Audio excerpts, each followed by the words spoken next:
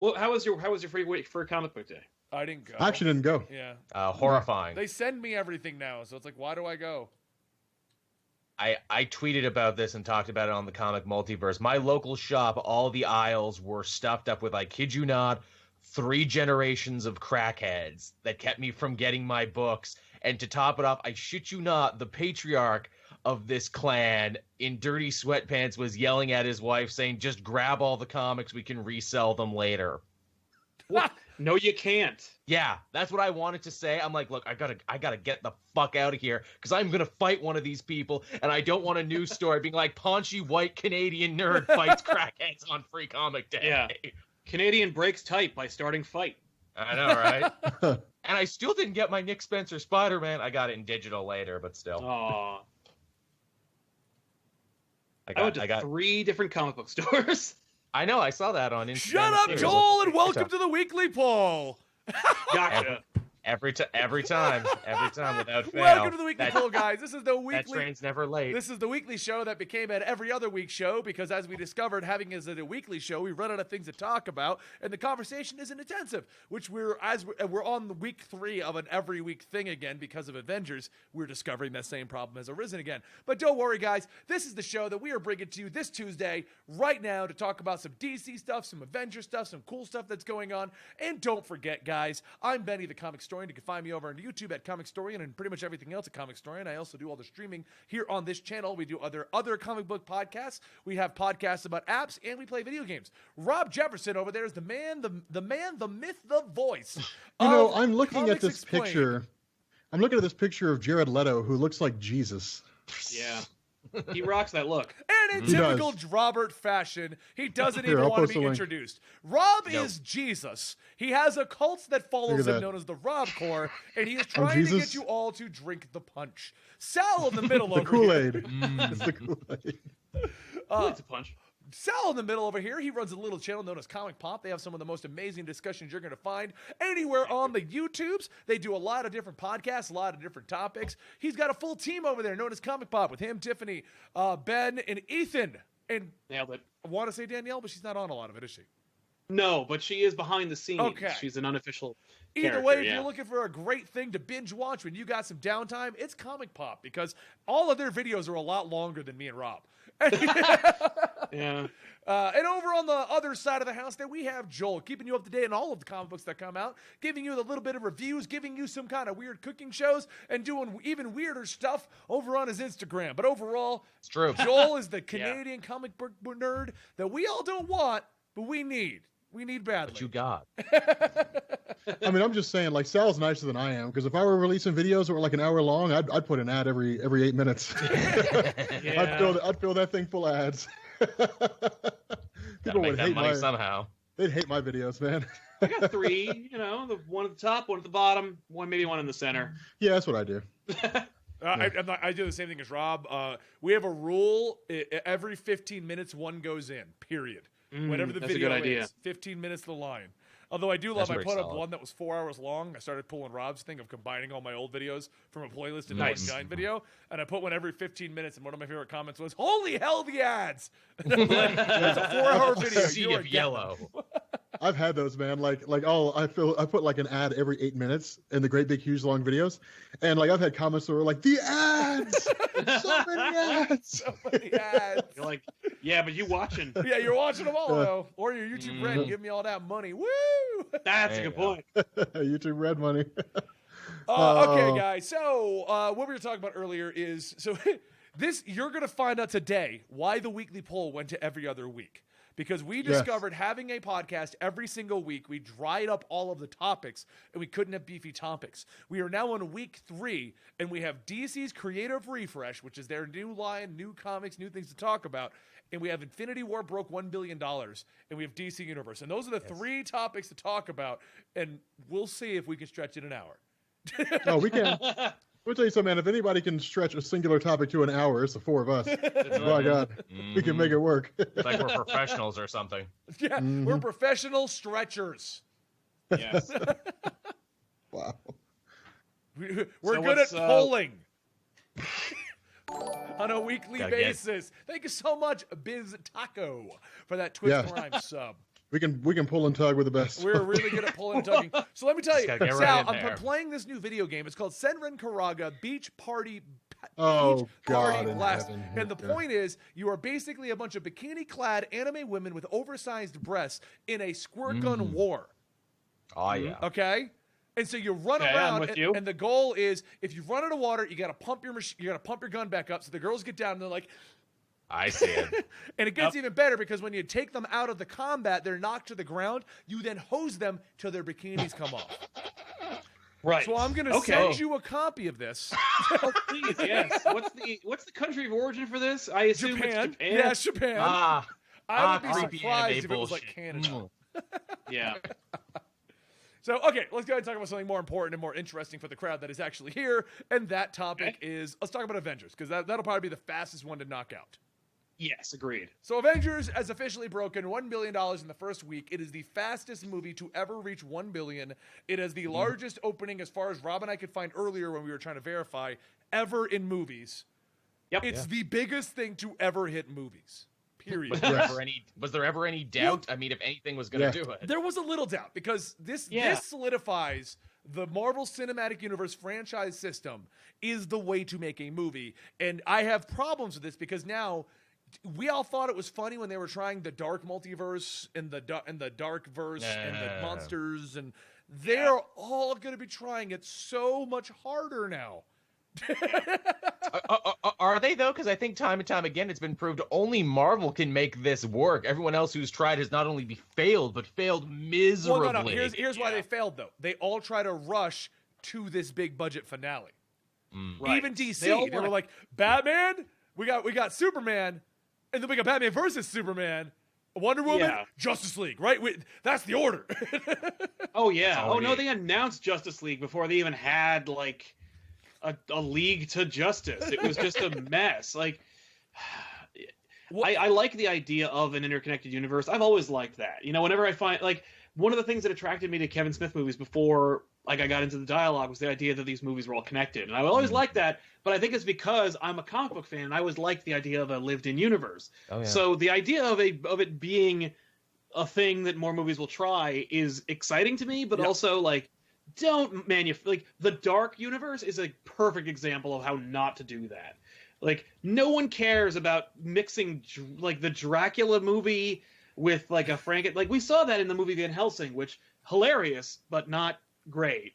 You know what crossover thing I'm actually excited for? The Monsterverse that they are taking their time to make. So most people don't even know that this is a thing. Rob, I don't know if you're tracking this, but you know Kong's Skull Island, right?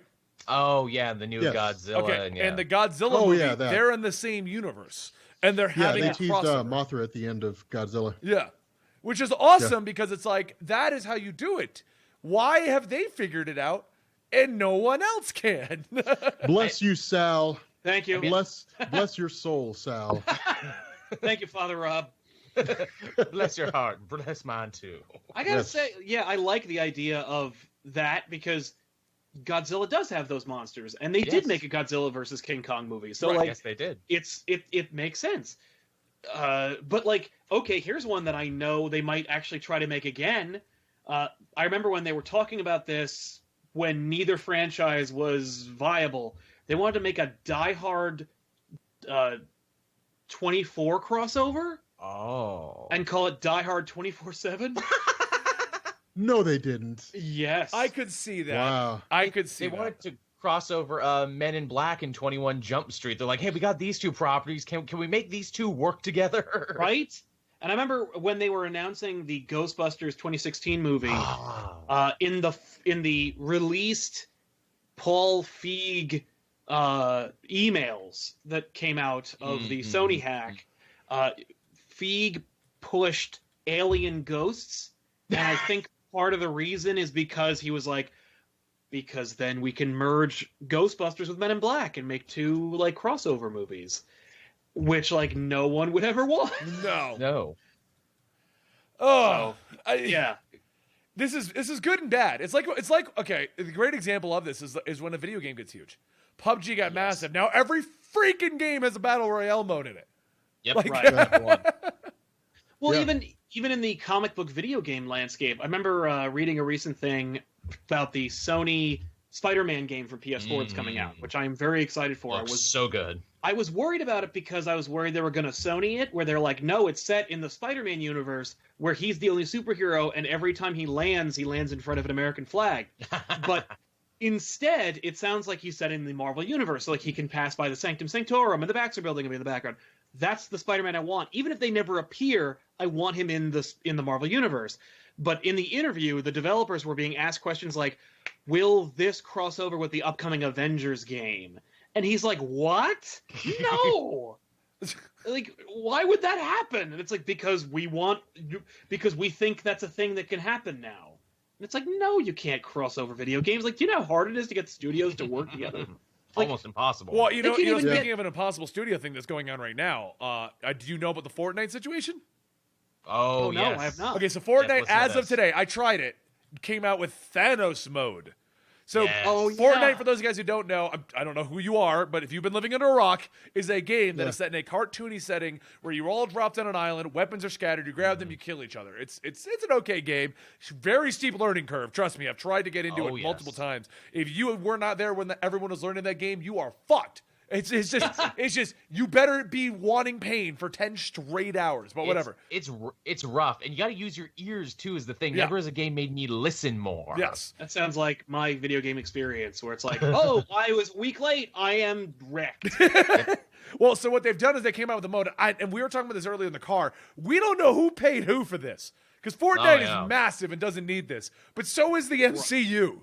So who paid for this? Yeah, There's maybe game recognizing game. Yeah, so there's a mode. Yeah, who called who? There's a mode Right? in this called Thanos that came out today. The Infinity Gauntlet drops. When you grab it, you're Thanos. You're like insanely overpowered, and it takes multiple people to drop you. okay. Right. Oh, so that's just like a King of the Hill It game is. mode. I jumped into Yeah. it, and here's the problem. You would assume everyone's like, we need to drop the giantly overpowered beyond belief character. No, they're all still shooting each other. So I dropped Survival of the fittest. I dropped in the game, parachuted in, landed, grabbed my shotgun. I'm like, great, Thanos is over there. I'm going for Thanos. Started running. I'm running, doing great. I see explosions. Don't see Thanos yet. He's over the hill. Explosions and people are fighting. And then someone shoots me in the back. And I'm like, okay. Yep. You know, there's a The guy prize with is like there. godlike powers over the hill. We could have gone there Yeah. first. So I drop back in a second time, land next to a dude. There's no guns. The both of us end up running off together, and I'm chasing him down. And he grabs the gun, shoots me in the head. Still don't see Thanos. Fourth time I go down there, I just land and just die immediately. Fourth time, the next time I go down there, I just like, okay, new plan. Try to land right where Thanos may be and go right for it. I land, get an assault rifle, get a kill. I'm like, I'm on a roll. We're going for Thanos. No, dead again. Someone killed me. So I don't know what Thanos looks like, but he's in Fortnite. Somewhere. Does that just give you zero hope for humanity that even if there is a big godlike foe for us to overcome, we'll still kill each other along the way? Like, why is everyone murdering me? Let's go kill Thanos. Dude, that's like apparently every like Overwatch game. Like, oh, let's get to the point and let's defend this. Like, oh, you're shooting each other. We have to defend this one thing. Like, what are you doing? Oh, yeah. Like, Wow. nobody can keep their eye on the prize when it comes to video gaming anymore. Nope. Apparently, they're already nerfing Thanos in Fortnite. Yeah. He's been out for hours, and they're nerfing him. They usually give it a couple of weeks or so, but they're already like, okay, we have to reduce him in yes, power. Hey, Mr. T. Stark is saying we really need to nerf Thanos. So Well, it's like- I don't know. that's I'm what's sure Benny going for the on. only Infinity case. War's huge. Everyone's talking about it. It's all over the place. And it's funny because DC came out with some incredible news over the last week, but no one talked about it. Because Infinity War is a thing. Because Infinity War. I mean, I don't understand why they would release, like, have a huge info dump the weekend, like the week that the most anticipated movie in a decade was released. Like, Well, I have a theory about that, and we'll talk about it when we talk about the announcements. Well, let's do that get it. now. Because I mean, is there anything more to say about Avengers at this point? I mean, Oh, just that it crossed $1 billion the fastest ever. It was the #1 movie. Like, no matter, like, in 100 years, when they're talking about the highest-grossing movies of all time, they have to talk about like Avengers, which is kind of fun. Like, they have to talk about a comic book that I used to read. Like, you know, like that's going to be a neat thing. Yeah. instead of them saying like E.T. or Star Wars, it's going to be Titanic. Or Titanic. It's going to be Avengers until it's dethroned, but it's still like a cool thing to live in if you care about that kind of thing in movies. Yes, absolutely. Yeah. Okay, here's a question I'd pose to you guys. This is a quick thing since we're kind of trying to kill time. If Infinity War is dethroned by a Marvel movie, what would that movie be? Probably Avengers 4. Yeah, Avengers 4. Yeah. No. I don't know if it'd be Avengers. I don't know if it'd be Avengers 4. Maybe. I think Avengers 4 would be about even. But then, okay, Right. take that a step further. Say Avengers 4 topples Infinity War. Right. All right. Like, what's the next movie that topples that? Avengers versus X-Men. No, yeah, That's my thought. Avengers versus That's my X-Men, thought. or it'd be like one of Yeah. those. That's the only hope. Yeah. Avengers versus X-Men. Yeah, that's my thought. Because dude, that would be insane. Like, imagine that. Like Avengers versus X-Men. Yeah, that would be a movie. I'd say that would probably be the first movie to break like $3 billion or just something outrageous. Yeah. It's like I said, and I'll admit that Black Panther surprised me, but in my defense, if Black Panther had followed the proper Marvel Cinematic Universe formula, I don't think it would have done as well as it did. Even with all of the even with all the barriers it broke, the fact I think Black Panther did as amazing as it did because it was a great movie that was not Marvel Cinematic Universe formulaic. But so I'll admit that broke Avengers, but I stand by my statement. The only thing that's going to top this is going to be an Avengers movie because Avengers Infinity War still beat the Avengers and Black Panther.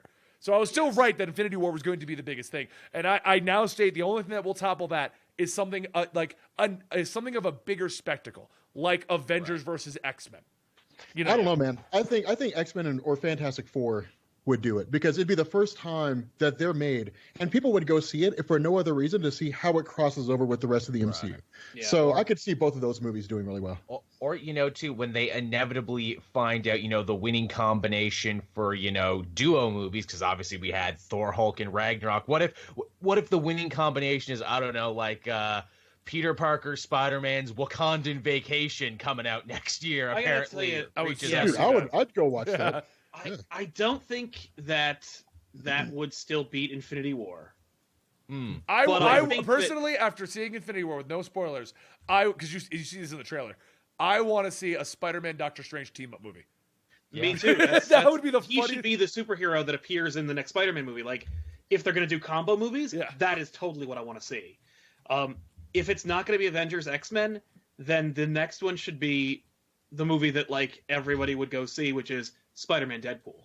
Yes. Oh, that's yeah. another thing they could do. Yeah. That would be crazy. Did you see that little like video that they made promoting Deadpool 2 with Celine Dion? Sure did. Where Canadian Deadpool's royalty, Celine Dion. Yeah, Deadpool's like dancing with Celine Dion, and like they actually have Reynolds in the costume like talking to Celine Dion, and she is so confused. And then he looks at the camera and he goes, "She thinks I'm Spider-Man." Like, so great. Real quick, what the chat is saying that, and I Canadian think move. I did say this, and now that you're saying it, that I didn't think Infinity War would beat Avengers. I am going to say spectacles will beat spectacles. And that's what Infinity War is doing. It is beating out Avengers because Avengers was a spectacle, because it was everyone combined. Infinity War is bigger. So if I did say that at some point, because we've been talking about comic books and comic book movies for like 5 goddamn years, then I was wrong. I will say I'm wrong if I said that, but it happens, guys. I'm not a prophet. We literally when Justice League was announced, we were like, oh, I mean, no, when Batman vs Superman was announced, we were like, well, say goodbye to the Marvel success because, like, Marvel movies are great and they're big, but nothing can beat the brand recognition of Batman and Superman. Until Warner Brothers were we incorrect? Yes, you're about right. that. I remember that argument. I had that argument with Rob that Civil War would not beat Batman v Superman, even if Batman. I said even if Batman v Superman sucks, the brand recognition. Little did we know, Sal, because you were on board with me on that one. I was. That Rotten Tomatoes would shit on it so bad. Yeah. Apparently, your average Joe and Jane popcorn are actually much more discerning theater goers than you give them credit for. Totally. We were wrong. Totally. At least Sal's siding with me that we were wrong. We were totally wrong. Well, because I was like, did you know how big money those awful Schumacher Batman movies were? Exactly. And you're telling me they didn't go see Batman and Superman punch each other? Like, what's happening? Where was the Happy Meal on that one? Because I remember really. saying, I think the movie's going to suck, but that doesn't matter. it will do amazing. Yeah. Yeah, just by putting the Batman and Superman logos together in one poster, you should have guaranteed $1 billion, and it just didn't. Apparently, Warner Brothers thought the same thing. Yeah, well, apparently they just, and this seems to be a trend for DC/Warner Brothers, is them going like, we did one thing right, time to kick up our feet and just coast. Yeah. Time to really buckle down and get our coast on. Because that's, I don't want to prematurely transition, but this fresh start thing is DC going like, well, Rebirth, mission accomplished. Can do no wrong. Like, you are right about that. And we'll talk about that in 1 second. But I do want to say, I want to end this discussion real quick. Guys, I do appreciate, because I get these comments all the time, that like Rob, me, Sal, and Joel, we can do no wrong. We can't be wrong. You just need to do more and more. Guys, there is a point where just the wikis contradict and we just have to go off knowledge. And sometimes that doesn't work. So wow. Today I learned you use Wikipedia. What? Wait, you've never checked your shit on Wikipedia. You've never once looked at the Marvel wiki to see what issue something was mentioned in. Never once. Double check the story. I might use it for like an issue, but like if I ever go to the Marvel wiki, it's to find the source of a comic, and then I'll read the comic. No, well, like, a lot of times that I'll do with the Marvel wiki, if I go to the Marvel wiki, because the Marvel wiki is a lot more conclusive than the DC one. The DC one's trash. It really is. But I'll go to the Marvel wiki. If I don't know the hero, I'll read the wiki on the hero, find the interesting story, find where that is, then get the comic. But I use it to find all the stories. But sometimes that shit's way off base, and you can't find shit. Yeah, well, you know what, Vinny? I've been reading comics for 22 years. Shit. I know what I'm doing. No, you don't, Rob. Trust me. I've had discussions with you behind closed doors, Rob. Although I will hit up Sal when it comes to anything Spider-Man. That's what I'm saying. We both have, and I've been reading comics since the 90s. So, 20-something years. We both have hit up Sal, being like, Sal, okay, help me figure out the fuck what happened in Final Crisis. What is this character? I did that. Like when the Spider-Man movie dropped, and I did like Clone Saga, which that video didn't perform well at all. And I was like, oh, dude, it performed terribly. But I was like, okay, Sal. So Spider-Man Clone Saga lasted like 3 years and was unnecessary. And it's like, I was like, give me the core issues. 300 issues of Spider-Man comics. Yeah. Sal can put them down to 6. Yeah. I'm like, this is where things actually happen. Because the rest of it is just spinning wheels, Yeah. But no, guys, like we've all been reading comics since the 90s. Things get lost in our memory banks. I mean, there's been times Rob and I are talking. We both think we're 100% accurate, and we've mixed 3 stories together. Happens all the time. I like to use Sal as a resource just recently for that last couple Spider-Mans. I'm like, wait, did Norman know his secret identity, but he didn't? Then he forgot, but he did again, and he does now? Don't even start the confusion that is who the fuck knows who Spider-Man really is at this point. Yeah. Oh, okay. So Sal, you'll dig this. Somebody actually asked a really cool question in the comments. They said if Blockbuster Crunson, y'all know what time it is. Let me check my watch. It is splooge o'clock. Oh, now that's a T-shirt, right? That is a splooge o'clock. Splooge o'clock. Just a big clock. No, okay. Somebody actually asked a really badass question, Sal. So they said, is it possible for Mystique to transform into Spider-Man? Like if she sees Spider-Man with his mask on, can she transform into Spider-Man and then take the mask off and reveal his identity? No, I don't think so. And I think it's because it operates on her understanding of who they are. Yes. Like it's what she thinks he looks like. So it could literally be because like I think she can manufacture clothes using her powers, which is like baffling. But she could rip her mask off and it'd just be a blank face. That would be hilarious. That's what somebody else said. They were like, "Yeah, no, that doesn't work because she doesn't know what he actually looks like." Yeah. So it'd be like Nightcrawler teleporting to a state he wants to be in. Like, oh, I'm gonna teleport to Tallahassee, Florida. Like, well, I hope there's nobody standing wherever you're imagining because you could kill them or yourself. Could you imagine a comic where Nightcrawler bamfs into something and he bamfs in and it's just an explosion of red mist as he warps into someone else who's there? Yeah, it's called Marvel Ruins. Yeah. Wait, does he do that in Marvel Ruins? No, he doesn't. Oh, okay. I don't even know if Nightcrawler exists in Marvel Ruins. I was gonna say, like, I haven't read Marvel Ruins. I only know of it from everything you guys have told me about Marvel Ruins. Yeah, well, Magneto's suit went crazy, and he like the entire airport came crashing in on him, and he exploded. So like that was kind of crazy. That's pretty awesome. And the Hulk was covered in tumors and shit. Marvel Ruins is dark. It is too very dark. very dark. It's the most depressing story you're ever gonna read. Yeah, It's bad. it's like Marvel Zombies, but not funny. Yeah, Marvel Zombies gets a little gross though when he's web swinging with his veins. Oh, Like that. yeah, I had to like skip past that. I was like, that shit is gross. I'm like, That's gross. That shit is gross. No. I'm moving on now. yeah. All right, so let's You've move on to the offended next my topic then. Okay, sensibilities. I think we've tangented enough on this stuff. Yes. So DC has announced two big things in the last week, both of which mostly got kind of pushed aside for all the Avengers news.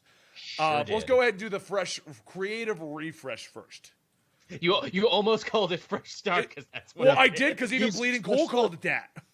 They Yeah. sure Yeah. did. So Yeah. Bleeding Cool DC's actually broke Fresh this Start. story a week ago, but it's only been confirmed now to be like, yeah, that's totally what's happening. yeah, Yeah, okay. that's how Bleeding Cool usually does things. So, Take rumor as fact, and then Oh, I love how What they if- get a lot of rumors, say it, and like this may be true, and then when they're read, they're like, "We told you." We were Oh, the and they ones. mentioned themselves 16 times in the article. Bleeding Cool found the Bleeding Cool.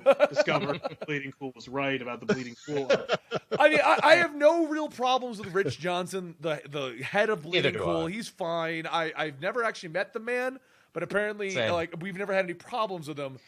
No, But I have seen enough of his writing to know he is very happy with himself as Bleeding Cool.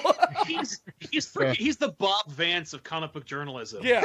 He's like Bob Vance, Vance Refrigerations. This is Rich Johnson Bleeding Cool comic. Like, If he had the hindsight to name this just Rich Johnson, I do not doubt that he would have been like, Rich Johnson confirmed this last week with Rich Johnson's own predictions and yep. Oh, yeah. I'm a Jude Terror man myself. I enjoyed his work from The Outhouser to Bleeding Cool. Nah. yeah. I don't know anyone else who works at Bleeding Cool. Yeah. Any article Exactly, that which any is- article which that is I've why ever Rich's read got by nothing Bleeding behind Cool is signed Rich Johnson. I know he has a full team, and I know he sends people to conventions, but Yes, he does. I've never fallen on any of those other articles. No.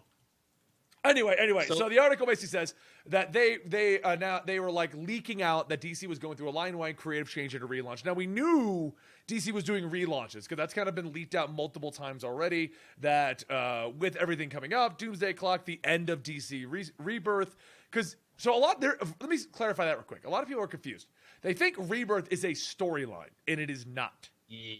Right. Yeah, it's a branding initiative. It's a branding initiative. It's no different than But New they 52. treated it like a storyline. Right. Well, there's a DC Rebirth plot thread that is basically popped up in the button, and it's in Doomsday Clock, and it's in, I think Flash War supposedly is going to be a part of it. It's really? a plot thread, but DC Rebirth itself is a branding initiative, no different than New 52, Marvel 2.0, Marvel Now, Marvel Fresh Start. It's the exact same thing. So they've ended that. There's no end to the Rebirth storyline because there's no actual Rebirth storyline. The Dr. Manhattan thing is still going.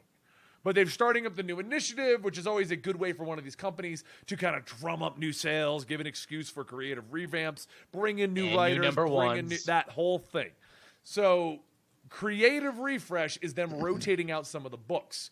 Now, the first one Which in many cases, these writers have been on here since DCU. A lot of the guys they're cycling out, Yeah. so they were ready for a break. And that's what it is. It's a creative break. Because otherwise you end up running into the same exact plots with the same exact heroes. Look what happened to Dan Slott and Spider-Man.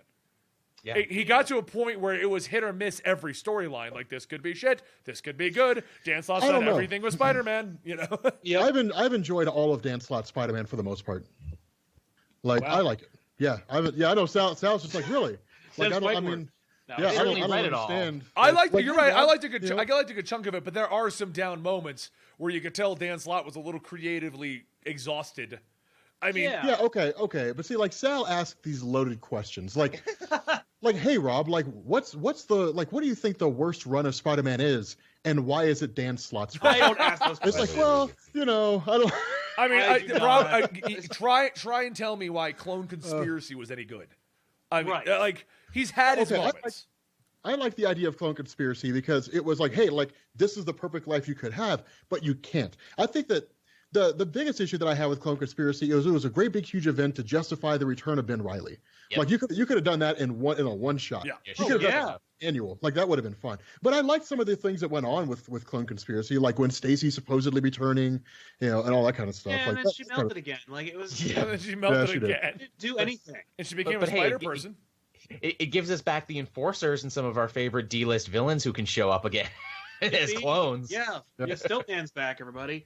Yes! Sure is. I really like You know what it Stiltman. is? Like Dan Slott, like with me, the Dan Slott excels when he wants to write a story. You can tell. Like, remember when Superior Spider-Man was supposed to end, and then they went, "Hey, you got to extend it another 6 months," and then like that Venom story came out.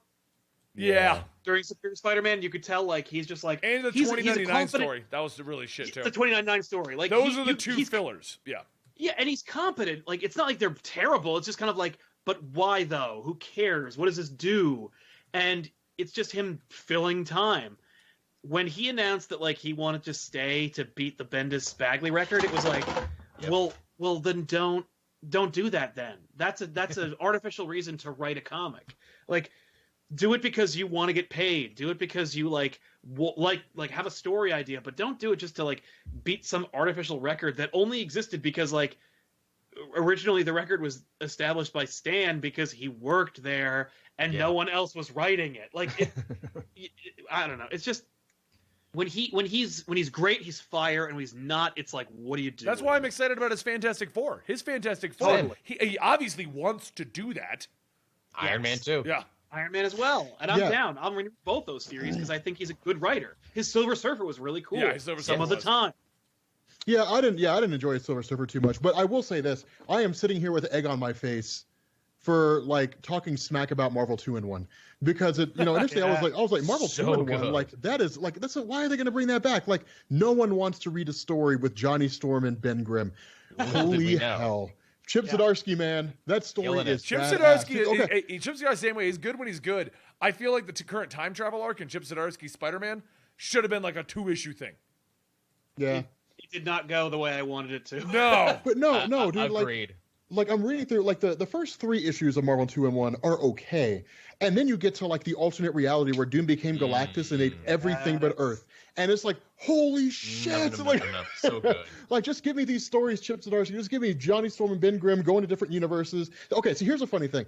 Like, I feel like Marvel should have been doing stuff like this at the outset. Like America Chavez. Like, I think America Chavez's stories, they were okay. I mean, I read them. They were fine for what they were. But, like, she was originally a multiverse-hopping character. Yeah. And I feel like they should have done that. Like, our tour of the multiverse comes from America Chavez. And, like stuff like that would have been cool. Like, that to me would have been interesting. America's Book, not to interrupt, I'm just like take over after I'm done like mentioning this point, but America's Book should have been Exiles. Yeah. Yes. Yeah. Like nobody cares about her, No. but you could learn to like her if you're excited about the team. Like Blink and America going through the multiverse and creating a team. Fun. That's the book, not Blink. whatever America was. Like that's not What bummed me out about the America Chavez book is that they made it to spite the original creators because the original creators were going to do something like America Chavez over at another company, and they're like, "Fuck you are." Yeah. Oh, is that what that whole thing came out of? Because Yes. for me, American Chavez was a half-assed, not well thought out storyline about a character that was handed to a writer that they wanted to try. That's how I felt America was. They rushed it into development to spite the original creators. That actually explains quite a bit of why Yes, it it does. was such a trash can. Like, because I agree with you, Sal, and I agree with you, Rob. There's so much you could have done with that character. Absolutely. That is not a Yeah, but it character that wasn't- should have been regulated to what she was. It wasn't bad because if you read Ultimates, she was pretty awesome in Ultimates. Yeah, she was. So I really do got to finally read that. Yeah, Okay, that's right. well, let's get back on the topic at Yeah, hand. people forget she was on that team. We were literally like, let's talk about DC Fresh Start. But Marvel, here's what's going on. Marvel, though, remember that? yeah, Marvel Fresh Start. Okay, so anyway, DC's Comics is having their creative refresh. Anyway, so they're ending Green Lantern. Apparently, they're ending both Green Lantern books. And we're getting a single Green Lantern book, which is written by Grant Morrison and Liam Sharp. Can Okay. we be ending both of them? Because isn't Dan Jurgens jumping on to write Green Lanterns now, or is that only until we get to the refresh part? From what I understand, they're both ending. Now, bear in mind, this is only the current leaks, so you 100% could be right. We could be getting 4 Green Lantern books this time. I mean, we don't know. Sure. I'm looking at literally 5 books announced, and we know that is not the entire DC lineup. Yeah. Okay, but like I'm not that upset because I'll be honest. I mean, Hal Jordan, the Green Lantern Corps is fun.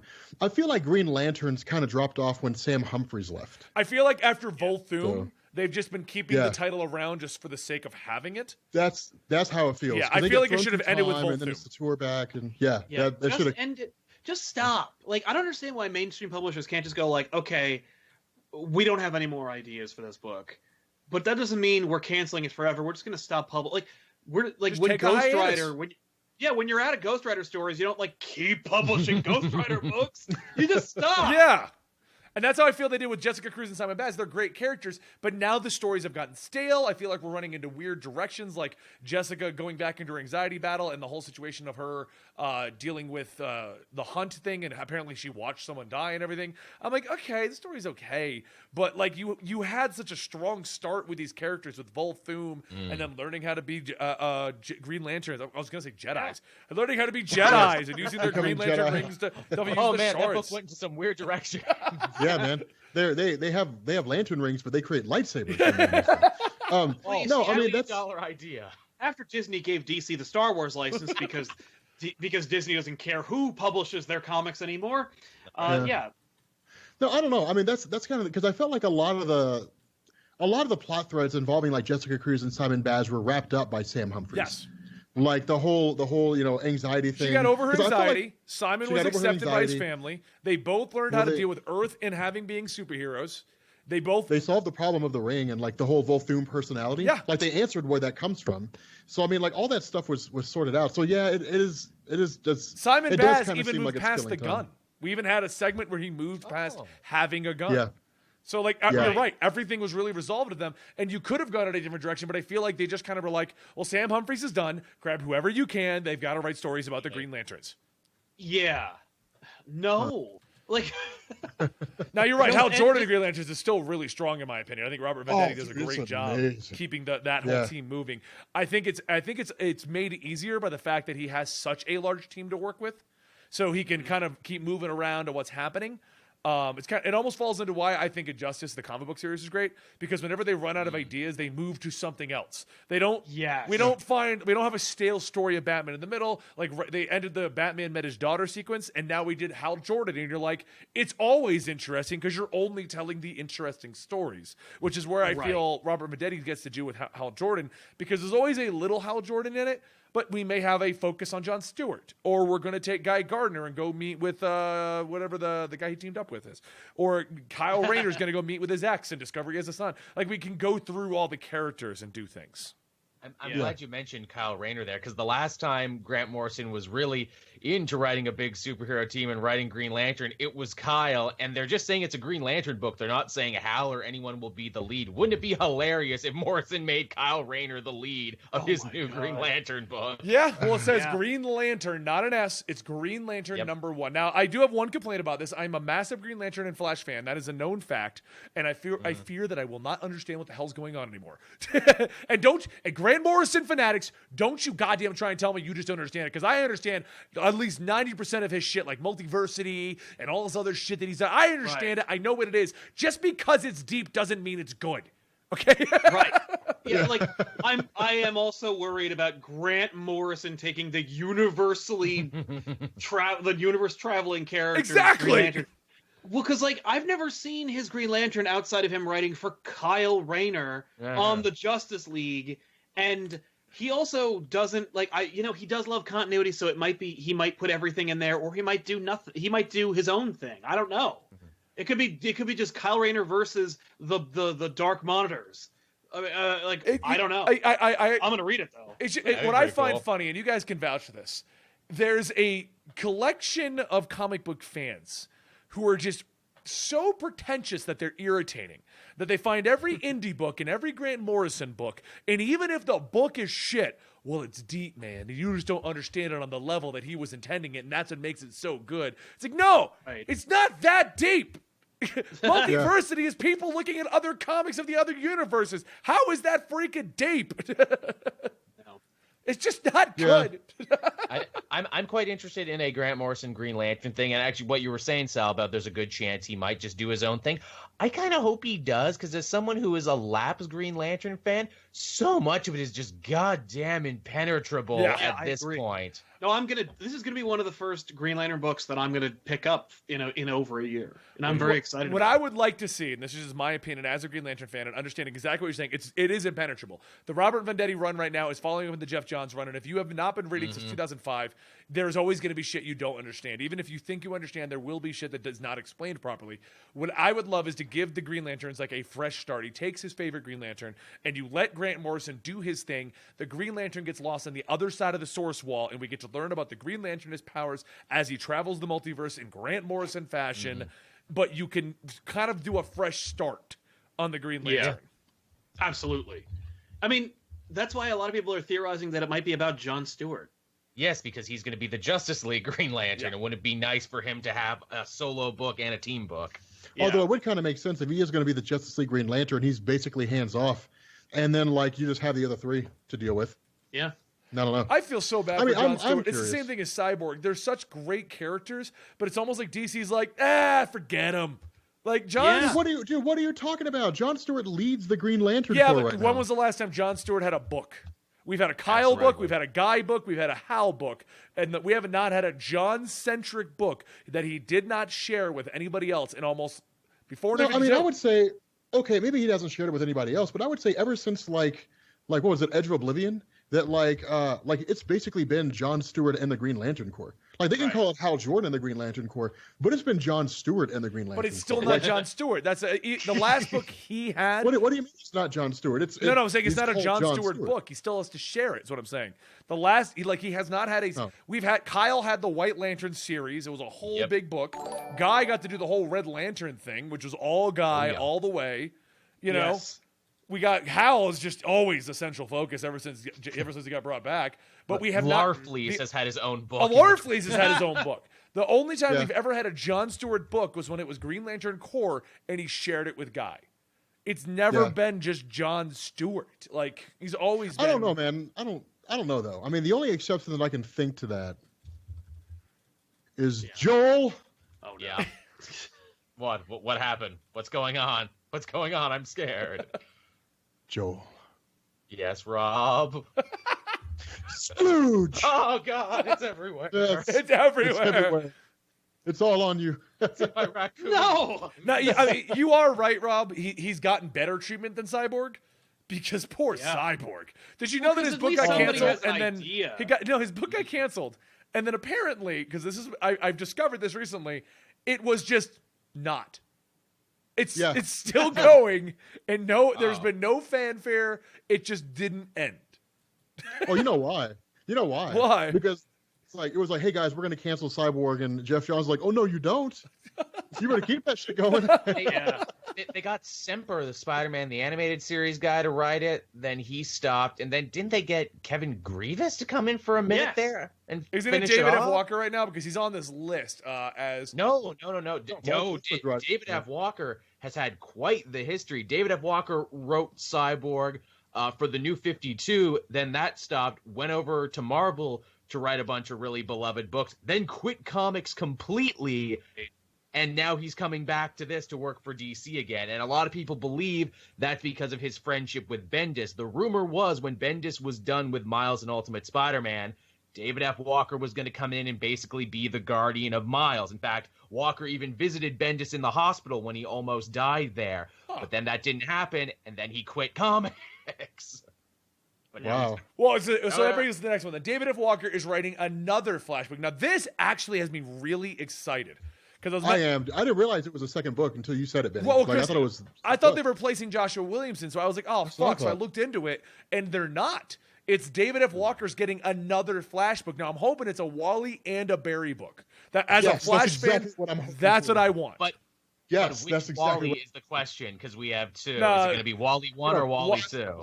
Wally West. I want New 52 Wally West to get his development in Teen Titans. Yes. Like, I love him on Teen Titans. Keep him on Teen Titans. Have him cross over in the Flash books. Whatever. If you took New 52 Wally West off the Teen Titans, it would take away from the book. So I love having him there, like on that team book. But dude, give me a classic Wally and a classic Barry. And for the love of God, answer the question, because Jeff Johns tweeted this out. Answer the question: if Wally remembers Linda Park, why doesn't he remember Giant Iris? So like they just did that in the book. Oh, did they? Well, so it's not specified what Wally had when he finally met Iris and they talked. It ended with him stating, "I remember everything," and it showed his life. Now it didn't specify. It didn't specify like what in his life he remembered, but he says everything. And it shows the wedding. It shows the old Flash family. And that was the cliffhanger we got left on last. He was like, now we're going into the prelude for Flash War tomorrow. So it's like, okay, so whatever he remembered is going to start a war. You know what I'm hoping in Flash War? I'm really hoping that like the Justice League gets brought together, and he's just like, okay, like he sits down with a powwow, and he's like, let me tell you guys something. Let me give you guys some history, and just like spills the beans. Now, here's a funny thing, though. Yeah. How DC's handling this is so tricky, because the rumor mill was churning out the fact that Hickman was going to go over to DC. He sat down, had a meeting with Jim Lee, and his idea, like his whole thing was, I want to write Legion of Superheroes. Like he wanted to write Legion of Superheroes, JSA, or Shazam, I think it was. And like all of those were off the table, because all three of those are making their rounds in Doomsday Clock. Right. Like Jeff Johns apparently has them under lock and key. No one can touch them. They are only in Nobody Doomsday. can touch them, use them, or anything. And so, like, 3 weird ones to keep under lock and key. Yeah. Like that's my whole thing. Like, see guys, people in the Twitch land. All right, all the members of the weekly Polites. All right, the weekly pool fans. This is why I love DC right now, because in so many ways this is all new to me. But like I'm sitting down and I'm like, okay, so like at some point or another, they're all going to learn about the past. Like all of this is gonna be restored or something, and all this stuff is gonna go back to the way things used to be. Like the fun thing is the journey to get there. That's what's so cool about this. That's why I love this so much. Well, apparently so David F. Walker is writing another Flash book. We don't know anything about it other than it's another Flash book is coming out. But apparently, just to go back to the Flash War thing, it is going to have ramifications in the entirety of the DC universe. Tom King tweeted out, "Yes, it's going to affect the entire universe. I'm writing one of those ramifications." So whatever he remembered is going to lead to Flash War, and it's going to. I assume it's everything. I don't see why they would be like, he remembers everything but the kids. He remembers it all. That's it has to be the kids, because that's the only thing that would make him start like have this kind of conflict. Yes. Yeah.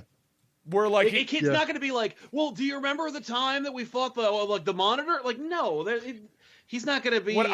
Here's my prediction based on that moment. Okay, and I have not read. I got DC No Justice. I got No Justice early. I didn't get Flash War. Same. Wish I got that. I also got it. Yeah, isn't it awesome? It's pretty fun. Yeah. I didn't get it early. Yeah, me either. What the hell? I guess me and Sal don't matter. Apparently not. Anyway, here's my assumption though. Okay, and this is what I'm assuming is coming out of Flash War. Wally remembers everything from Jay to Bart to his kids. He wants to go back in time and change things, and Barry's telling him he wants to flashpoint it. He wants go back and get his kids. Now that he remembers everything, he also remembers where it all changed, and he wants to go back and change it. Dude, that would be so beast. That would be cool. That would be, that'd be an amazing plot. Wouldn't that be a reason for a Flash War though? That'd be one hell of a reason. Because, okay, and then here's a question. See, this is why this is so cool. Flash War has the potential to bring back people like Johnny Chambers and Jesse Chambers and Max Mercury and maybe like Jay Garrick. Who knows where Jay Garrick is? Like he's just stuck with Dr. Manhattan. He's in the freaking Speed Force still. Yeah. So like grab him and like pull him out. That would like just the return of all the speedsters. Yeah.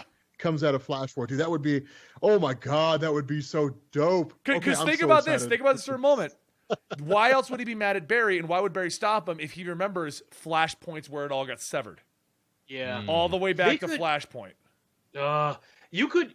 Flash War could actually clean up more DC continuity by like formally putting things back where they should be by going back in time. Because like right now, nothing is really official still. No, it's and DC is very happy just kind of like not address it. Yeah. And it'd be cool to be like, look, Josh, if you have like a whiteboard and it all planned out, knock yourself out, because we literally tore it all down on a whim the first time. Like when they were like, oh yeah, that'll be a fun Flash story. But wait a minute. Reboot everything. You're not even joking. For those of you guys who don't know, if you look at the interviews on the New 52, that is literally how it apparently happened. They sit down and go, "It's just going to be a cool Flash story." Yeah, like this is a cool Flash story. What if it was a reboot? Yeah, what if it was a crisis? They're like, And it's would it though? Like, sure. Do we have a plan for that? No, we don't. and it's amazing because if you read like the Flash arc before that, you could tell Johns had no idea that was coming. It's just like, man, what a fun story where he fights the rogues from the future, but they're like not bad guys. Oh yeah, the Flash storyline before Flashpoint was setting up all of his plans for Barry. I've always wondered what he was planning to do with that. Same.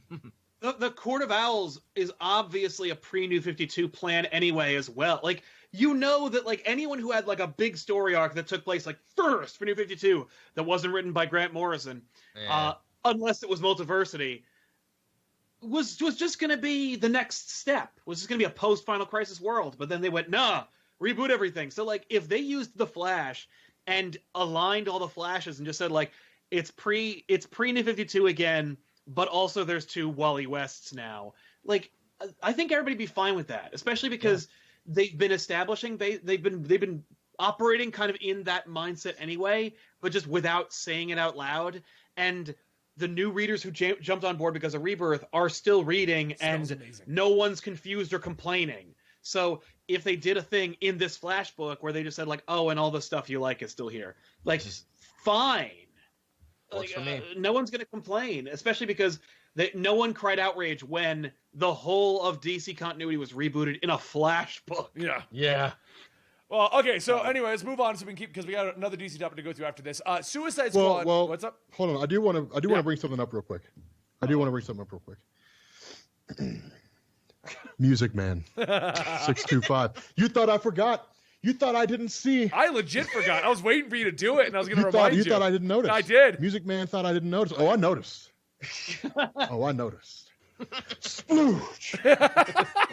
Yes. You get your splooge. Rob saw you walking in the rain. He didn't forget. All right, so anyway, Suicide Squad, which I'm not going to lie, I've been really enjoying Suicide Squad Rebirth. See, I have not. I've really enjoyed it. I really have. But, I mean, wait, real quick here. Rob Doctrum. Oh, wow. Splooge. So anyway, Suicide Squad, Robbie Williams. I felt like Rob Williams had a great starter story that ended when he basically said the end of the Suicide Squad. It ended with the Harley Quinn taking the role and everything. And it's another story that I feel should have ended there. And you can feel that they've been kind of spinning their wheels since then. Feels too much like the movie for me. That's my problem. I want to go back to Ostrander Suicide Squad stories that actually had something to say. Joel, I'm gonna reveal something to you. I liked the movie. The movie has its moments. The movie has its moments. I'm not going to say I hated the movie either. I like an older school style of Suicide Squad story. I like the movie a lot, and Slipknot's my favorite. I like the actor who plays Slipknot, Adam Beach. He's a really good actor. I actually really like Deadshot. Anyway, Comic Talk just subscribed with Twitch Prime. Yes, he did. Or she. They did. Do not tell them their pronouns. Yeah, I'm not going to define their pronouns. All right, so anyway, Rob Williams is leaving. He's being replaced by Brian Azzarello. Now, I am a huge fan of Brian Azzarello. I am a huge fan of Brian Azzarello. He did an amazing Wonder Woman. No, that was Francis Manapul. But he did do an amazing Wonder Woman. I was going to say Flash New 52, but I'm like, no, that's not him. That's Francis Manapul. Yeah. Right. I am not a Brian Azzarello fan. Are you not? Dude. No, I think he hates superheroes. His reinvention of Wonder Woman was incredible. Now I know. I will admit this. Wonderful. They junked it. Later. No, I was gonna say here's the problem with the reinvention of Wonder Woman. If you're a Wonder Woman fan, you didn't like it. But if you didn't like Wonder Woman before, to put all of that lore into a linear line was awesome. But No, he did a really cool job with it. You're right. It's the exact same problem they had with New 52 Superman. They tried something new, and if you were a Superman fan, you were like, "Fuck that noise." That's exactly what happened with. Well, I do want to say this though. First of all, Benny. Yeah. You've been live for just over 1 hour. By this point in your broadcast, you should have consumed at least 4 ounces or 120 milliliters of water to maintain optimum hydration. Yeah, that bot has been around forever now. Yeah. I just want to remind you of that. Anyway, but no, I'm not a huge guy. For the record, I did not like Wonder Woman until then. I was not a fan because I always felt Wonder Woman was basically just the female version of Superman because that's how they always treated her. She would always show up and just save the day, and sometimes she could fly, sometimes she couldn't, sometimes she had a jet, sometimes she didn't, sometimes she had strength, sometimes she didn't. It was just so inconsistent. And ever since then, Rebirth has kept her on one line. Yes, they've retconned most of the Brian Azzarello shit out. I agree. They sure did. But they have kept her on a straight line. Like, okay, it's retconned out, but here is how she is now. We're not going to magically give her new powers. Right. Yeah, we're going to do that for Donna Troy. Yeah. That's what we're going to do. Donna Troy's going to get all the weird ones. Anyway, Brian Azzarello is taking over on Suicide Squad. Maybe we're going to get a deeper one like the one you like? I hope so. And again, what Sal said about Azzarello not liking heroes, that's why I think he's perfect for Suicide Squad. Have them be repugnant, evil bastards. That's where I'm going with it. I think that Azzarello taking over Suicide Squad makes perfect sense. Yeah. It's almost a no-brainer. How has this not happened before? Yeah, it would be like Azzarello writing like Hellblazer. Yeah, and he also likes long-form stories. Like he likes to he likes to write 40-issue arcs that reference each other and things. I love it. So, I think it's a great idea. And we're also getting Kelly Sue DeConnick replacing Dan Abnett. Now, can you guys please tell me what she's written? Because I know the name. I know I'm Captain Marvel. She wrote Captain Marvel. Okay, the one everyone knows. Yes. I mean, wait, hold on. Did she write the good one or the shitty one? Yes. No, she wrote the good one. Okay, good. Then I was sitting here like, I think I've liked her writing, but then I'm like, but I can't remember what she wrote. She wrote the story arc when Carol Danvers became Captain Marvel, and then like all that stuff that came out of it. That was cool. The other thing that she wrote was authentic apathy. Really? You don't say. Authentic apathy. She wrote an awful story arc for Supergirl. I didn't forget about you. Authentic apathy. Splooge. She also wrote Bitch Planet and a bunch of like really highly in demand indie books right now. Yes. Right. Yeah, Kelly Sue DeConnick, like her. Yeah, she's really really good. I'm excited, but I'm kind of on the fence at the same time. Because I also like what Dan Abnett has done. That's exactly. I was going to say I like Dan Abnett's run so far, and from what you guys just told me, none of that sounds like I know how to write Aquaman. But who knows how to write Aquaman? Well, the other thing is, like, she's a great character writer, though. Yeah, but didn't they have to like really apologize and eat crow to give Dan Abnett Aquaman? Like, didn't DC kind of screw over Dan Abnett in the beginning, and like the Rebirth Aquaman thing was kind of like an apology book? Like, I feel that was like them cleaning up from Colin Bunn in the first time they tried to make him like Jason Momoa, and they tanked all the goodwill from Jeff Johns. Yeah. So that was him hitting clean up. Because Jeff Johns made a great one, and then he went shitty again, and now he's good again. And I don't know. We'll see how Kelly Sue how she does. Okay, but where does that leave Dan Abnett? Is my question. Titans. I mean, honestly, Dan Abnett. See, that's the funny thing. You're talking about two different styles of writers who are amazing in their own right. Kelly Sue DeConnick, I think, is a really, really good character writer, and I think Dan Abnett is really good at world building. Yeah. And so, like when you take these two different characters or two different writers and you bring them in and you have them switch out on the same character, it can go either way. I like the world building element of Dan Abnett in terms of what he's done for Aquaman and like the bigger picture and expanding the Atlantis mythos and all that kind of stuff. But then I can also see where they're going too, because it's like, okay, now that we have this mythos, let's focus on like individual aspects. Like start with him. Now, honestly, I wouldn't really understand. I don't understand why you couldn't split the difference. Like they have a Mira book right now. So you could have like Kelly Sue DeConnick write the Mira book and then like have Dan Abnett stay on Aquaman, or switch them and have like Dan Abnett build up the Mira mythos and have Kelly Sue DeConnick write Aquaman. Either way, Mira's only a mini series. Well, that's what I'm saying though. Spin it out into something bigger, and that's why. I mean, they're probably testing it now to see how it does. But like to me, that's why it's it's something that I'm really excited about, but I'm really sad about because they're both incredible writers, and I really love what Aquaman's done how Aquaman's been so far. And it's gonna be sad to see Dan Abnett leave, but it's also exciting to me to see what Kelly Sue DeConnick can do. So it's like, damn.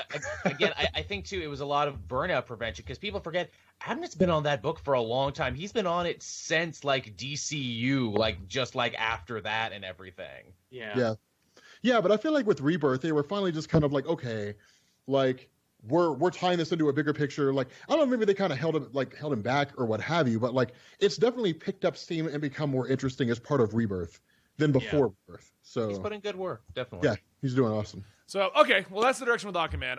I'm on the fence in this one myself, like you, Rob, because I've loved Dan Abbott's run.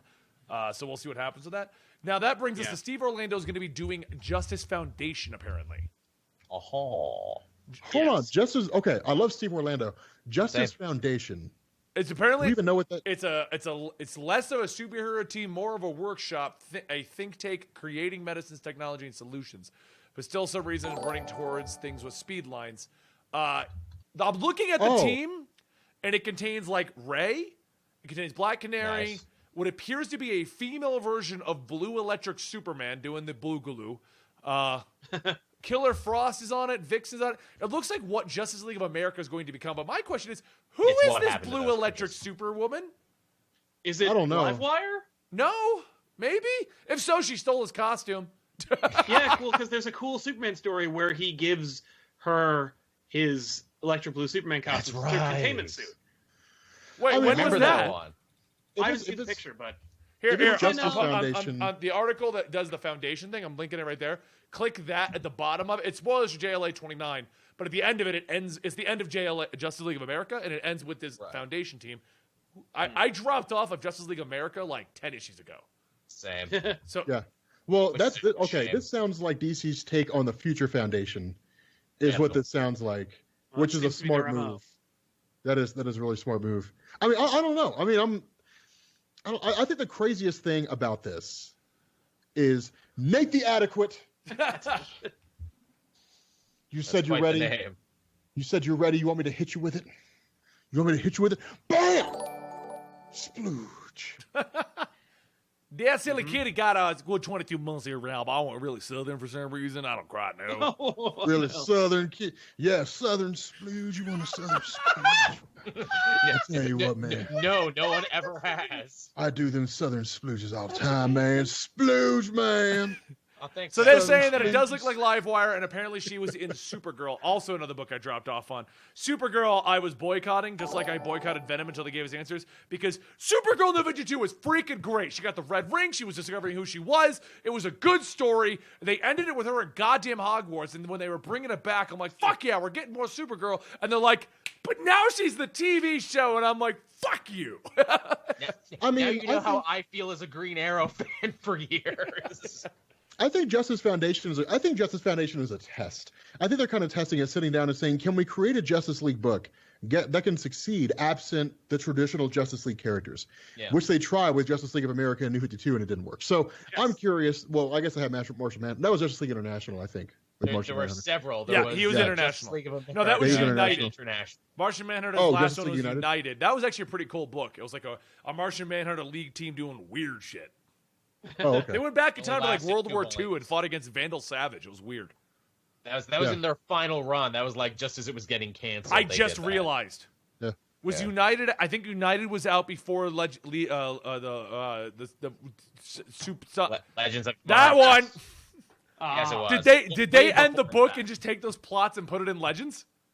It sure seemed that way.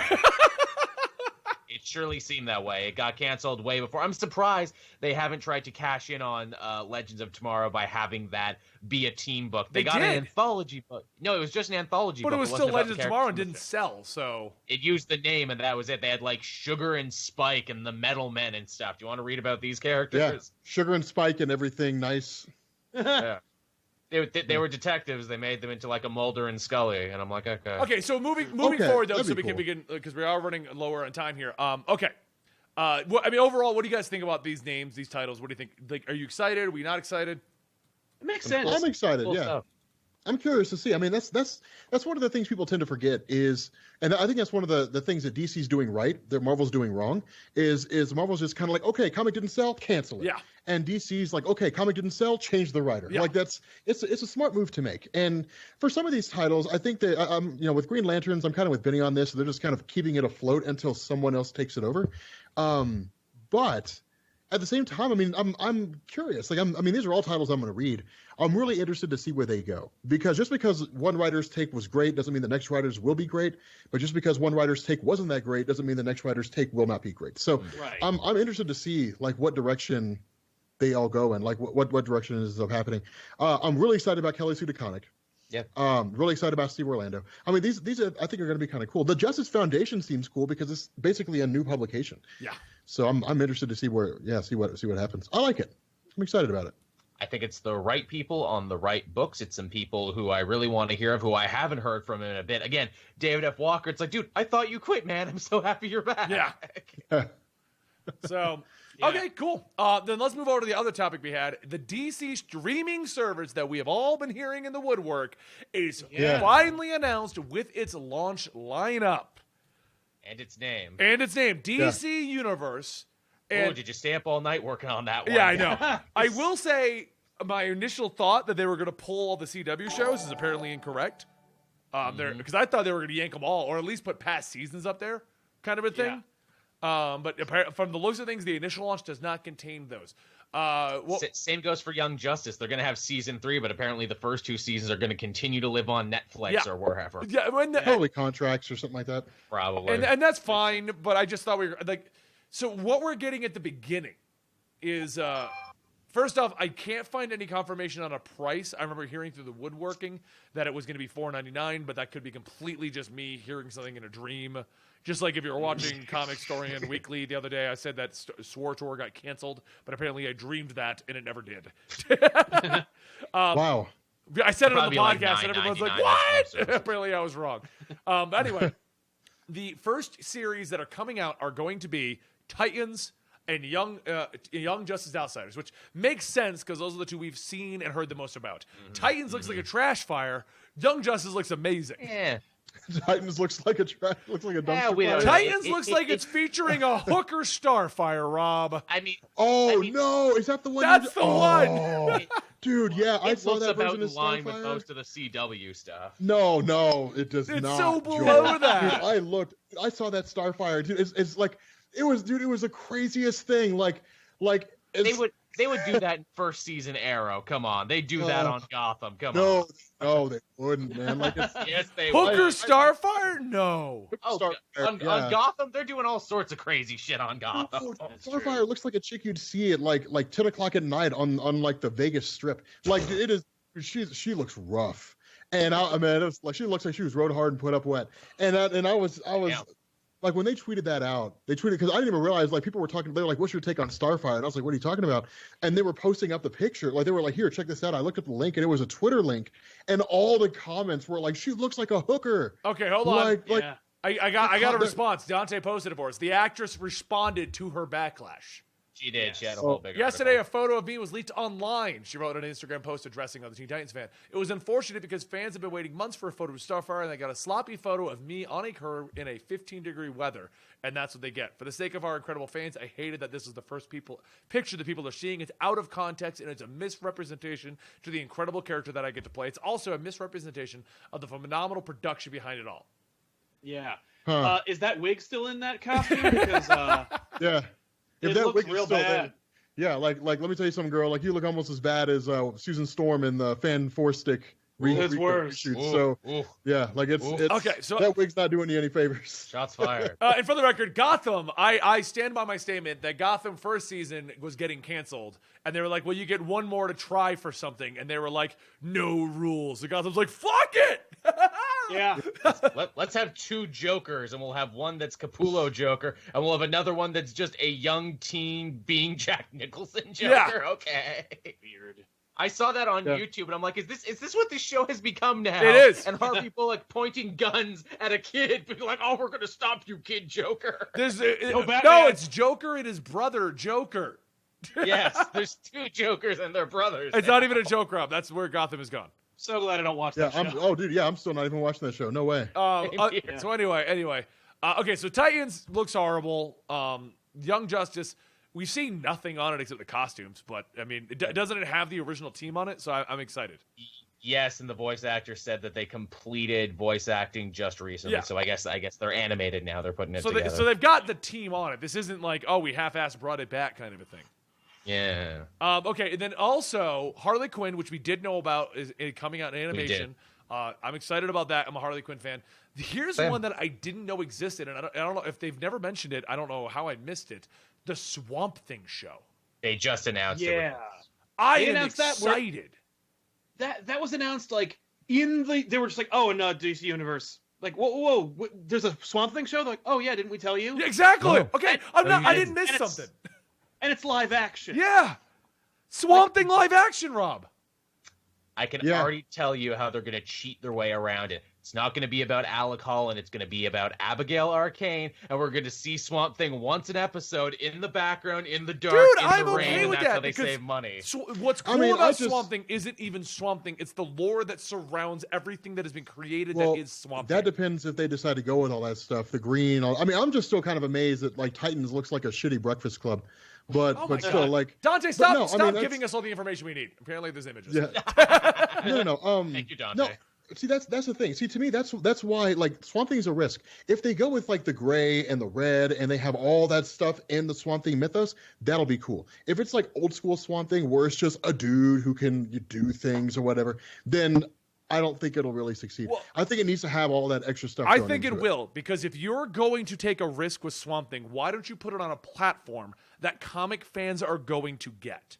That is, I would say, the biggest perk of them having this platform. You know who your target audience is. This isn't CW. We don't need a whole episode of marriage problems with The Flash because we're catering to a CW crowd. This is literally like, you know who Swamp Thing is, or you got it for Titans, or you got it for Young Justice. You are a comic fan, and you wanted to watch a comic show. So it would be a missed opportunity, Rob, to not incorporate all the mythos that is Swamp Thing. I would say you're right, but DC Cinematic Universe. So it's not like they don't make stupid decisions. So I'm just You're saying, right. Yeah. you know, I'm just saying. My theory is that this Swamp Thing show will just be a straight up adaptation of the Alan Moore run. I'm good with the that. first the first 2 volumes of Alan Moore, where they're just like, just do the thing everyone likes, and then we'll see if they want more. You could do If they Alan don't- Moore and just imply things like the green and the gray and see what the reaction is. Totally. Yeah. Okay, that's not a bad idea. I mean, I could see it being too much. Either that, or it'd be like when they did like Flashpoint like that in the Flash series, you know. And it's like, okay, we did too much too fast, and now we're kind of struggling for content. Yeah. I mean, I could see that. I could see that being the case. But So the fifth show Yeah. that isn't on the announcement docket, but it is still marked as being worked on, is Metropolis. Oh, yes, which they're apparently reworking now. It was going to be about Luthor and Lois solving crimes in a pre-Superman Metropolis, but You're now they're so taking that full all of back to... crap. No, this is a real thing. I am not making this up. That was a thing they were going to do for television, but now they're taking it back and reworking it and trying to turn it into something else. Was the plot was that plot written by the same person that decided it was a good idea to make May Parker secret agent Right. at Sony? Sure feels like it, doesn't that it? idea? I mean, dude, I don't. Okay, here's the thing. Shows like that are interesting, and shows like Krypton are interesting, but here's the thing. No one really cares about like the planet Superman came from. Yeah. Nope. They care about Superman. Oh no, hold You know, on. like- Krypton's actually really good. It's I don't- actually okay. doing some okay It's stuff. worth I don't- checking I- out. I mean, picture Game of Thrones in space with Yeah, just yeah, Superman yeah. houses. It's really good. But that's the problem. Don't oversell it, but there's some Yeah. fun stuff in it. I'm I'm saying not it's overselling it. I'm just saying it's better than Breaking Bad. He's not overselling it. He says, well, he wears the Krypton shirt. Oh yeah, I didn't realize that. Look, I'm not a paid shill at all. I'm just saying Krypton's the greatest show ever. Out right now on Sci-Fi. You can watch it yourself. House of L. I can't even talk shit because I'm wearing a promotional Superman shirt, too. Rob's like, I missed the sellout memo, didn't I? Yeah, Yeah. you sellouts. You sure sell- did, boys. Yeah. No wonder you guys are getting all the free stuff. Internet high five, Joel. Internet high five. Come on, yeah. Rob and I We're succeeding. I'm gonna have to spend that $2.99 to buy Justice League No Justice. Yep. But no, but okay, Hold on, Super Punda says, I'm not overselling it, but Godfather could take a back seat. No, I'm just saying. I mean, shows like when I sit down and I watch a show like Gotham, and I sit down and I watch a show like Krypton and learn about a show like Metropolis, it's like making a show about Superman's neighbor who's an average Joe. Yeah. It's like it takes place in the Superman mythos. It's like, okay, but I don't care about that guy. Like I don't want to. I mean, I'd watch a show about Alfred because it's Alfred. But like I don't want to read. I don't want to read a show. Like I don't want to watch a show about like Bruce Wayne, like a guy that Bruce Wayne does business with. Like I do not want to see that. Like I want to see shows about. Okay, hold on. You say that. Old story. You say that, but I can't remember the name of the show now. But that sitcom that was on CBS about the sister Wayne company, that was fucking hilarious. Oh, Powerless. Okay. Yeah. Okay, that's different though. Because that powers. Show, yeah, that show was funny as hell. Like that was an awesome idea. I would love them to bring that back onto this because now you're going to be catering it to the audience that would really appreciate it. Rob, if that show was funny as hell, they wouldn't have canceled it after 2 episodes. No, I think the problem with that show was it was too ingrained in comic book knowledge. Like it was funny because I got the jokes, but there was so much ingrained in the history of comics that if you didn't know it, it's like this is just dumb. See, I disagree with that too. I got all the jokes, and I still thought they were forced and unfunny. Well, you're dumb. I don't like that kind of show. Go back to selling out Krypton. Can do, will do. Sci-fi. 8:00, I think. I don't know. I don't watch TV when it airs. Yeah. Okay. Yeah. See, that's exactly it. Comic talk. The best thing Krypton did was blow up. That's the best thing. For the record, I will say Krypton's a good show. It's not better than Breaking Bad or Godfather, stuff like that, but it is a good show. But I will say an alien planet that's being treated like a Superman version of Game of Thrones is more interesting than say Metropolis. That's my concern about Bendis' whole thing. He's like, I want to focus on Metropolis and the Daily Planet. I'm like, those aren't interesting. Now here's the thing. If they made a show called Kandor, and it's about the bottled city of Kandor, I'd watch the hell out of that because you could have Superman cameos like occasionally, but like it deals with the fallout of them being like the last city left and like the only aspect of Krypton that's left and like Brainiac putting them in a bottle and so on and so forth. That would be cool. That's basically what Krypton is doing. That is Krypton. That's where it's based, and that's probably where it's going if they get a season 2. Okay, that I would watch. But I don't really care about a capital city, like the capital city of Krypton, before it was taken by Brainiac, put in a bottle, and then Superman realized that he couldn't really grow it back. What it's doing a good job of is just giving a history behind why Jor-El and because every time we've always seen Krypton blow up, there's always been a conflict. We don't really know what that conflict is, and that's what this is giving you. How do we lead to that point? You're right. I'm not saying it's a guaranteed blockbuster, and there's a much better ideas they could have run with, but yeah. Okay, so then let's end this discussion with this, though. Let's end this discussion with this. Okay. Do you guys think that if this does well, we will start to see the CW shows pulled back, things like Krypton pulled back, and that they're all just going to be incorporated into this? Oh, dude, that's already. I can guarantee that's already scheduled. I would say the only thing keeping Flash and like those shows from being pulled off is probably contracts. If not, then like the show's getting so. Because here's the thing: if the Flash doing as well as it is, and having the audience base that it is, could drive traffic to the DC thing. Like if it's not contracts, it's we're just getting a lot more exposure. Like we don't know what would happen if we took the Flash and we put it on the DC network, and then there was no real budget for it anymore because nobody's watching it anymore. Yeah, I mean that's entirely possible. But I would say it's probably contracts. I mean, if you're DC and you're Warner Brothers and you're launching your own streaming app, why would you do that without the most popular shows? Yeah, right. So yeah, I'd say it's probably contract. And it seems like they're really betting on Young Justice to be the one to. I was going to say asses in seats, but it's an app. I mean, I guess fingers on pads to get you to sign up for the app. Metaphorically, asses. I mean, honestly, CW Seed must have been successful enough for them to even consider this because there's the Constantine show, the Vixen show on there, and they must have been like, okay, well, I mean that worked. If you can even call them shows, they're 22 minutes of animation chopped up into 5 minutes. Oh, I for know. Some ungodly reason. When I watched that Vixen origin, I'm like, oh, cool. There's like 3 or 4 episodes. Like, why are they YouTube videos? If you're gonna do it, just release it as an original video animation all at once. Seriously. That's what I'm kind of curious about, because they really are targeting, like, Young Justice. They are targeting the comic book community. Like, Yes. if they were targeting the comic book community, it would be on CW. And so if they are targeting the comic book community, like, fans of that are hardcore. Yeah. And like, if But is it enough though? Well, that's my question. If they say, like, okay, guys, here's Young Justice, it's the one show you've been wanting to see forever and ever and ever, and they botch it, then people will just be like, unsubscribe, and then like True. it'll tank. I have enough bills. I have enough streaming services. That's exactly it. That's the fear, right? Where it's like, oh, this is really inferior animation. Oh, and you cut them down to 11 minutes a piece because that's the hot new thing now. I'm not saying they will, but I'm saying if they did, that would be enough to make me go, oh, screw all of this. Yep. Yeah. But all right, guys, I think this is a good jumping off point. I'm smelling dinner being cooked, and I'm really hungry. But Dude, we just had barbecue like 3.